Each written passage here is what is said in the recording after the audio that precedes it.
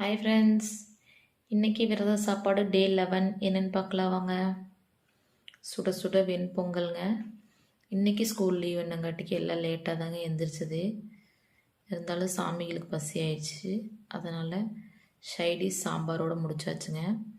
சாம்பார் பண்ணும்போதே மதியத்துக்கும் சேர்த்து பண்ணிட்டேங்க. வெண்பொங்கல் சாம்பாருங்க. மதிய லஞ்சுக்கு பார்த்திங்கன்னா சுட சுட சாதம். காலையிலேயே சாம்பார் வச்சதால் அதே சாம்பார் எடுத்து வச்சிட்டேங்க. பீக்கங்காய் முள்ளங்கி போட்ட சாம்பாருங்க. இதை அரைச்சி விட்ட சாம்பாருங்க. சாதத்துக்கு செம்ம டேஸ்ட்டாக இருக்குங்க.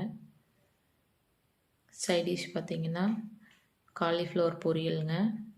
சாம்பாருக்கு சைடிஷ் கொஞ்சம் சுருக்குன்னு இருந்தால் நல்லாயிருக்கும். அதனால் மிளகாத்தூள்லாம் போட்டு கொஞ்சம் காரசாரமாக பண்ணியிருக்கேங்க. கூடவே இன்றைக்கி ஹஸ்பண்ட் வரும்போது போண்டாவும் வடையும் வாங்கிட்டு வந்திருந்தார். அதுலேருந்து ஒரு உருளைக்கிழங்கு போண்டாவும் ஒரு உளுந்து வடையும் வச்சுக்கலாங்க. ஸோ இன்றைக்கி நம்ம வீட்டில் லஞ்ச் அண்ட் பிரேக்ஃபாஸ்ட் இதாங்க.